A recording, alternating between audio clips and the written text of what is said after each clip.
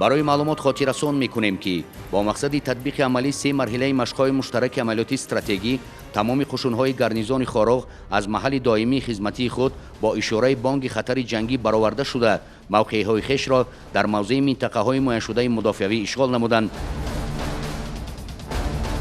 علاوه بر این در دایره برگزاری جمع آمد مدافعی حدودی و مشغولیت‌های آمادگی سفربری، تیاری و حالت آماده باشی تکنیک‌های مختلف زیرپوش حربی و نقلیاتی، سلاح و مهمات جنگی جزو تام‌های ساختارهای قدرتی، پرگردانی صف‌های راتا و بتالون‌ها از حساب ذخیره‌های احتیاطی و ثمراناک استفاده نمودن قوا و واسطه‌های موجوده در شرایط دشت و صحرا و راه‌های دشوارگذر پرمانع کوهستان این منطقه مورد سنجش قرار گرفتند. رفت برگزاری مشق‌های عملیاتی استراتژی از جانب ستاد مشترک اداری قشون‌ها که به آن راهبران و نمایندگان ساختارهای قدرتی، حفظ حقوق و مقامات دولتی این منطقه شامل بودند، پوره نظارت و وابسته به عهده‌داری‌هایشان وظیفه‌گذاری کرده می‌شدند.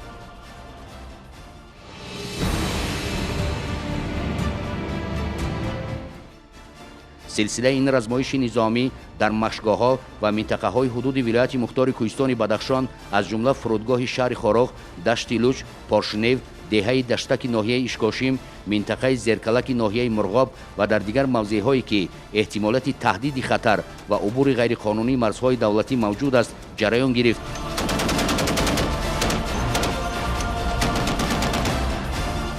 همزمان در هر یک شهر و ناحیه‌های ولایت مختار کوهستان بدخشان با نظرداشت شماره اهالی، قوه‌های احتیاطی یا خود شهروندان در قید کمیسریات‌های حربی بوده، تکنیک‌های خواجگی خلق و دیگر لوازماتی که برای در سطح لازمه تشکیل نمودن این چاره‌بینی مهم نظامی ضرورند در نقطه‌های معین شده جمع‌شوی گرد آورده شدند و آنها در مشق‌ها و نقطه‌های تعلیمی با آموزش مشغولیت‌های به جمع آمد پیش بینی شده جلب گردیدند. مجموعه مشق‌های مشترک از جانب ستاد گنرالی قوه‌های مسلح تشکیل و براه مانده شده. جریان برگزاری تمام عنصرهای نقشوی آن از طرف راهبریت وزارت مدافع نظارت، نتیجه‌گیری و بهاگذاری کرده می‌شد.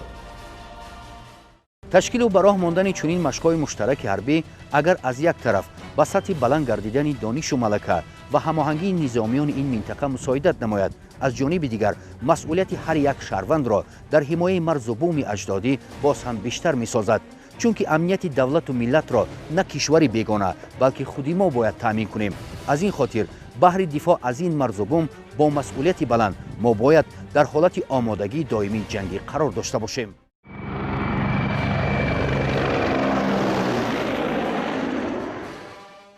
ضمن جنبست و نتیجه‌گیری نمودن دور نهایی مشق‌های مشترک عملیاتی استراتژی که مرحله سیوم آن را در بر می‌گرفت، صبح 5 اوگوست هیئت شخصی در مشق‌ها شرکت نموده با تکنیک و لوازمات جنگی در میدان فرودگاه شهر خاروغ صف آراستند.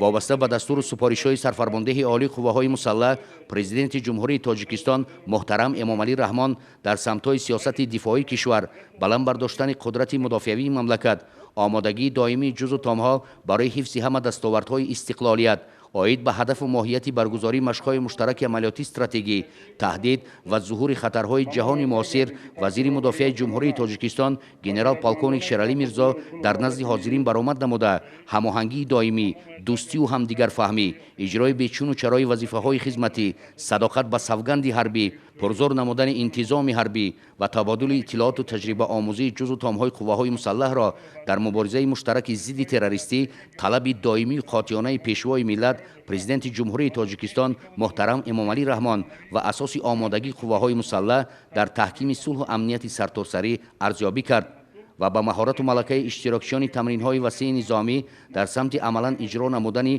همه مرحله‌های مشق‌های مشترک عملیاتی استراتژی بهای بلند داد. همزمان با وین یکم رئیس ولایت مختار کوهستان بدخشان علیشیر میرزادانباتوف نیز در برآمد خویش برگزاری مشق‌های وسیع نظامی را در این منطقه برای امنیت دولت و ملت و حمایت مرز و بوم وطن بسیار مهم و منفعت بخش ارزیابی نمود.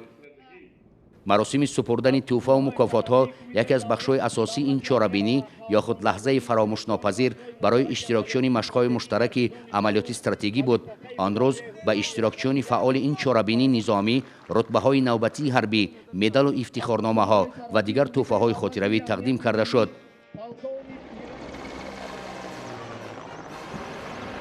گذشت نظامی افسران و سربازان و عموما هیئت شخصی در مشق‌ها شرکت نموده از نزد منبر و هیئت‌های راهبری و فرماندهی قوه‌های مسلح و پرواز اویاسیای جنگی و نقلیاتی از بالای میدان برگزاری این چهاربینی نظامی یکی از آرایش‌های اساسی و انجام بخش مجموع مشق‌های مشترک عملیاتی استراتژی در گرمسان فاروق گردید.